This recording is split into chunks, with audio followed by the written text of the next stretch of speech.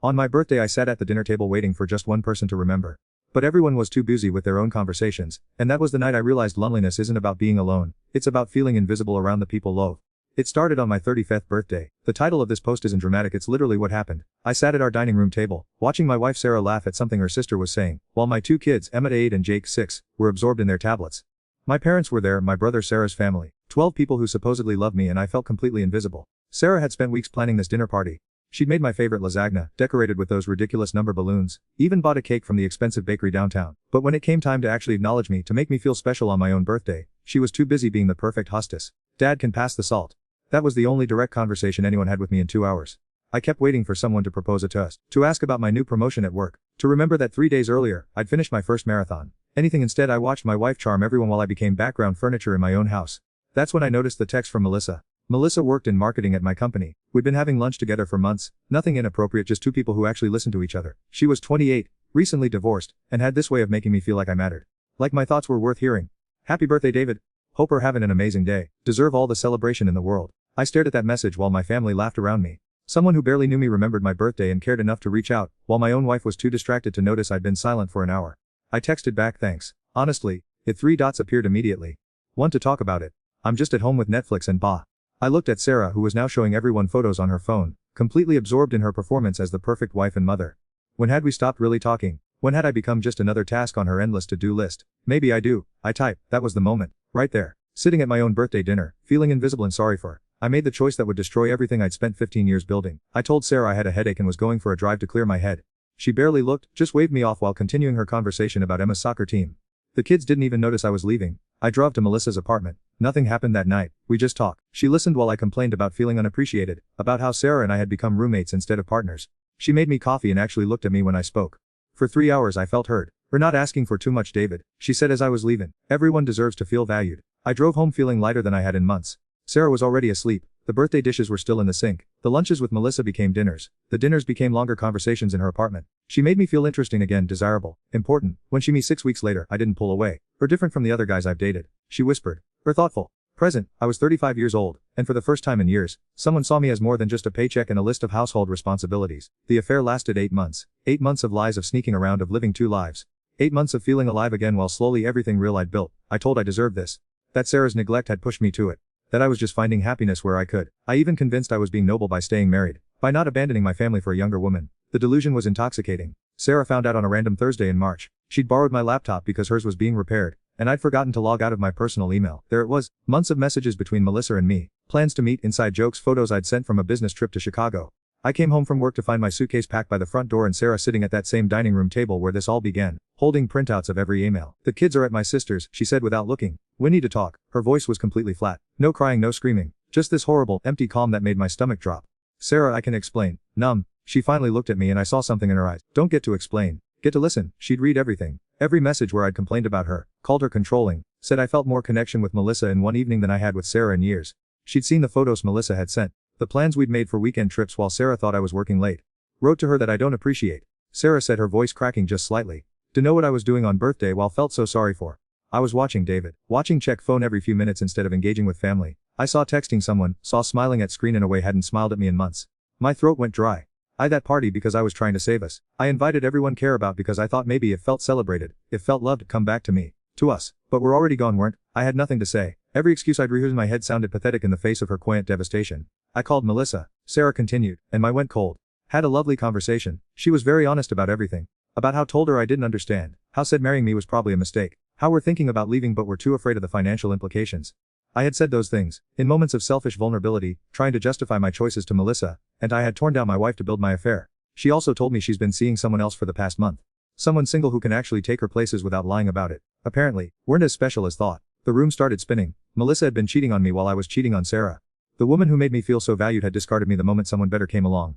Get out, Sarah said quietly. Be out tonight. We'll figure out custody and everything else through lawyers, but I never want to see again unless it's about the kids. I picked my suitcase with shaking hands. Sarah, please. We can work through this. I made a horrible mistake, but we have 15 years together. We have Emma and Jake. No, she interrupted. Us away for someone who didn't even want. Chose 8 months of feeling special over our children's stable home. Chose ego over our family. She stood, and for the first time since I'd known her, she looked at me with complete indifference. Felt invisible on birthday. Congratulations, David. Now actually are. I want to tell that I fought for my family after that. That I got therapy proved I changed, won back their love through grand gestures and persistent effort. But this isn't that kind of story. The truth is, losing Melissa almost as much as losing Sarah. The truth is, even as I was begging my wife for forgiveness, part of me was already wondering if I could find someone else who would make me feel important again. 3 months after Sarah kicked me out, I was living in a furnished apartment complex that catered to divorced dads and college students. The walls were thin enough that I could hear my neighbors' video games until 2 a.m., and everything smelled like industrial carpet cleaner and broken dreams. I had the kids every other weekend, court-mandated visitation, scheduled like a business appointment. 8-year-old Emma and 6-year-old Jake would show Friday evening with their little overnight bags, looking like they were visiting a stranger. Because that's exactly what I'd become. The first few visits, I tried to make everything perfect. I bought a PlayStation, stocked the fridge with their favorite snacks, planned elaborate outings to the zoo and mini golf. I was desperate to be the fun dad, the one they'd prefer over their mom's house where everything was normal and stable and not my fault. Why don't live with us anymore? Jake asked during our 3rd weekend together. We were sitting in a Chuck E. Cheese, and he was mechanically moving pizza around his plate without eating. I'd rehearsed this answer. Sarah and I had agreed to keep it simple, age appropriate. Sometimes grown-ups need to live in different places, buddy. But I still love Emma just as much. Did stop loving mom. The question hit me like a punch. How to explain to a 6-year-old that didn't stop loving their mother, just stopped appreciating her. That took 15 years of a ship for granted and it away because felt sorry for one night. It's complicated, Jake. But this isn't about or Emma. Guys didn't do anything wrong. He nodded like he understood but kept pushing pizza around his plate. Emma hadn't said a word all evening. She just sat there watching me with these careful, measuring eyes like she was trying to figure out who I really was. That night, as I was tucking them in, Emma finally spoke. Madison's dad moved out too. She said quietly. She told me he has a girlfriend now who's younger than her mom. Do have a girlfriend, Dad? My mouth went dry. Why would ask that, sweetheart? Because Madison says that's why dads leave. To be with someone prettier. I wanted to tell her that wasn't what happened. I wanted to explain that Melissa was already gone, that she'd moved on to someone else, that I'd lost everything for someone who never really wanted me anyway. But how to tell 8-year-old daughter that not just a cheater, but a fool who got played by someone who didn't even care about? No, Emma. I don't have a girlfriend, and Jake are the most important people in my point. She studied my face for a long moment. Then why does it feel like chose something else over us? 8 years old and she could see right through me. The worst part wasn't the questions. It was watching them adapt. Kids are resilient, everyone says, like that's supposed to be comforting. But what they mean is kids learn to protect themselves by expecting less from the people who them. Emma stopped running to the door when I picked them. She stopped calling me randomly to tell me about her day. She became polite with me, the way polite with teacher or the cashier at the grocery store. Respectful distance. Jake started having nightmares. Sarah texted me about it after a particularly bad week where he'd woken crying 3 nights in a row. Keeps dreaming that are leaving again. The therapist says it's normal for kids to worry about abandonment after divorce, especially when it happens suddenly. Suddenly. Like I hadn't been planning and lying and betraying them for 8 months. Like it was some unexpected tragedy that struck our family instead of a series of choices I made every single day. I asked Sarah if I could take them to a child psychologist, if there was anything I could do help Jake feel more secure. Want to know what would help? She texted back. Consistency. Show when, say will. Don't make promises can't keep.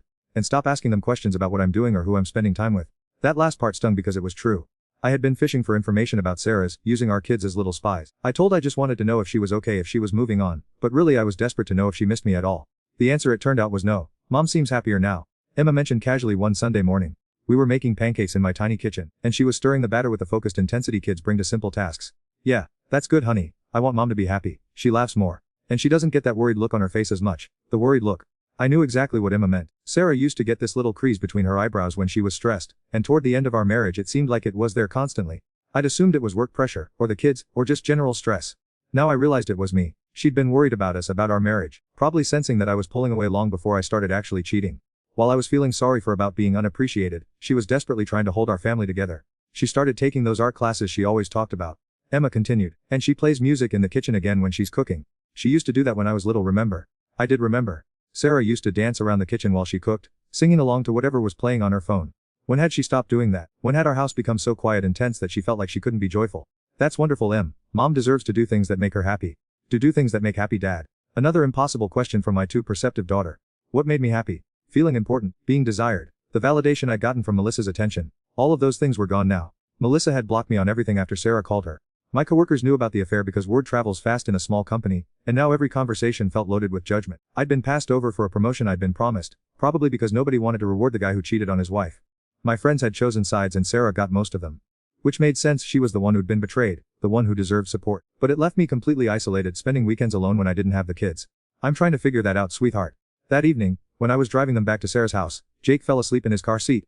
Emma was quiet in the passenger seat, looking out the window. Dad, she said as we pulled into the driveway. Yeah, I love. But I don't understand why made mom cry so much. I sat there with the engine running, watching Sarah open the front door. She waved at the kids but didn't look at me. 3 months ago, this had been my house too. I'd helped paint that fronted the roses by the mailbox, spent countless evenings on that porch watching Emma and Jake play in the yard.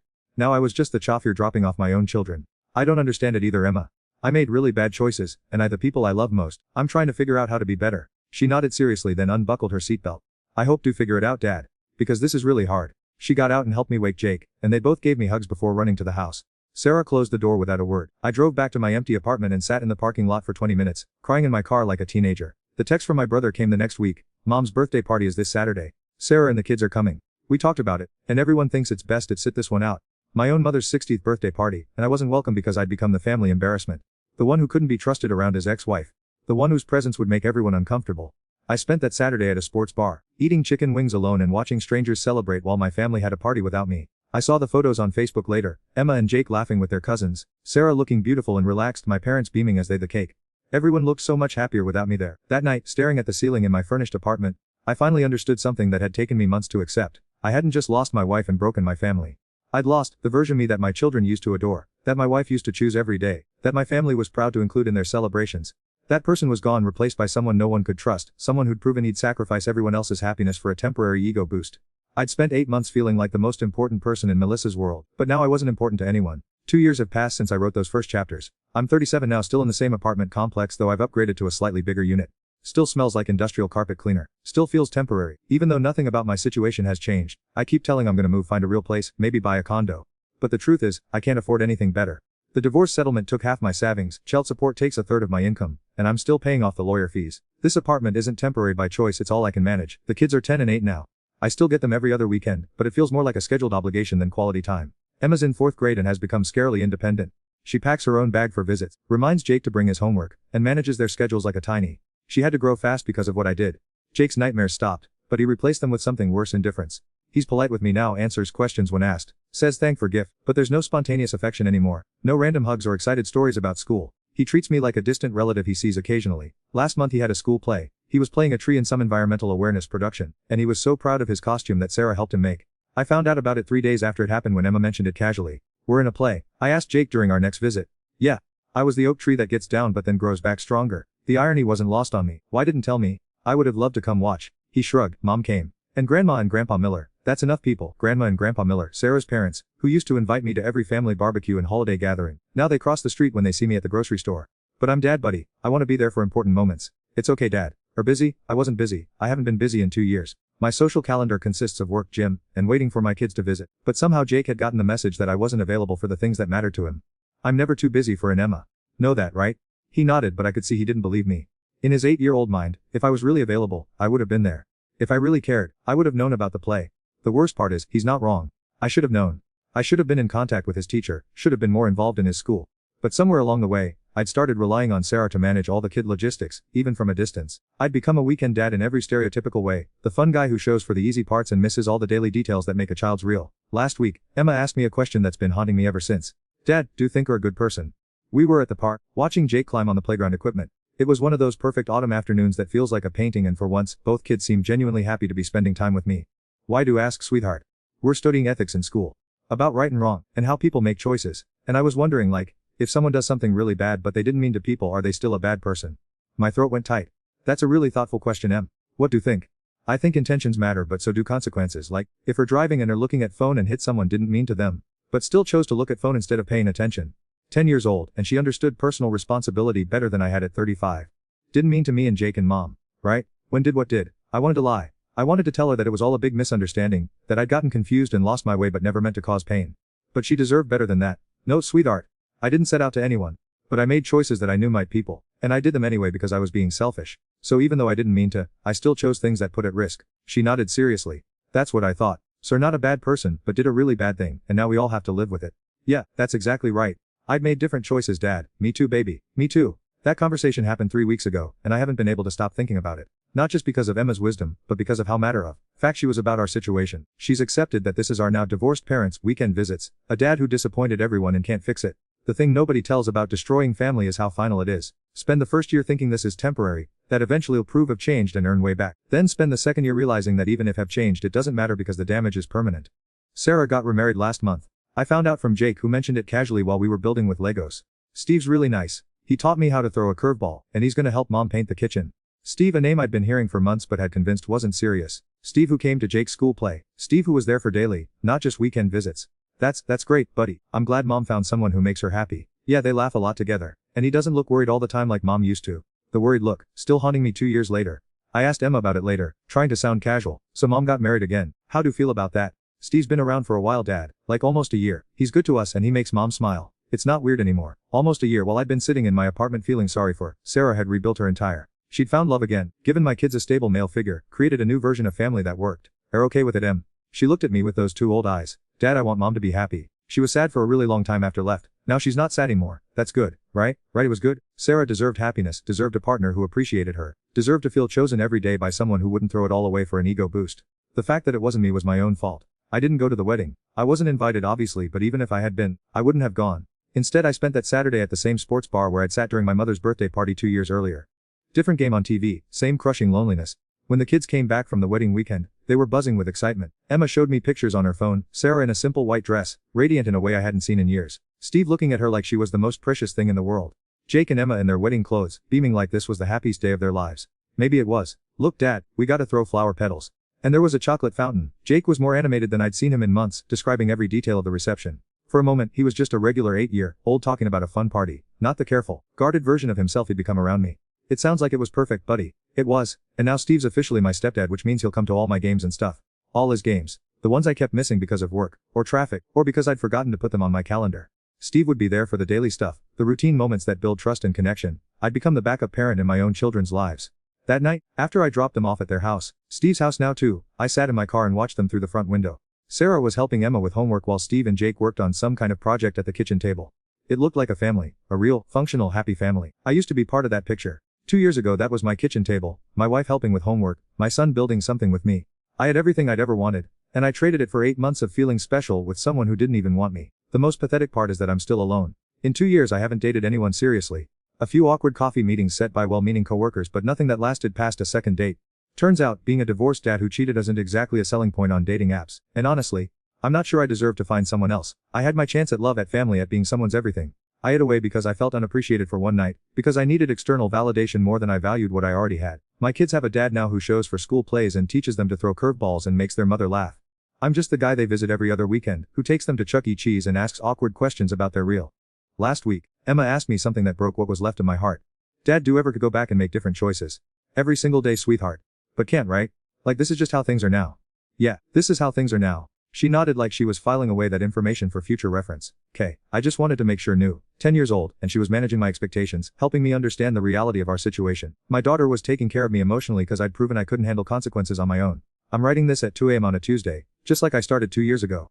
Same apartment, same regret, same crushing awareness of everything I lost. The only difference is that now I know it's permanent. Sarah isn't coming back. My kids have moved on. My family has been rebuilt without me. I traded 15 years of marriage, 2 beautiful children, and the respect of everyone I knew for 8 months of feeling important to someone who was using me as a placeholder until something better came along. I thought loneliness was sitting at my birthday dinner feeling invisible. I was wrong. Real loneliness is watching children build a that doesn't need in it. Watching ex-wife marry someone who values what away. Watching everyone used to love be happier without. Real loneliness is being the cautionary tale own kids will tell their friends someday. Don't be like my biological dad. He had everything and gave it because he felt sorry for himself one night. I felt invisible at my birthday dinner, so I made choices that actually made me disappear from my own. The worst part about betraying the people love isn't that lose them. It's that they're better off without, and have to live with knowing or the thing they had to remove to be happy. If we're reading this and thinking about making the same choice I made, if we're feeling unappreciated or invisible, or like deserve something more exciting than the built, let me save some time. Don't. What deserve is to appreciate what have before it's gone forever. Because once it's gone, once proven can't be trusted with love. Once children learn to expect less from, because have disappointed them too many times, there's no going back.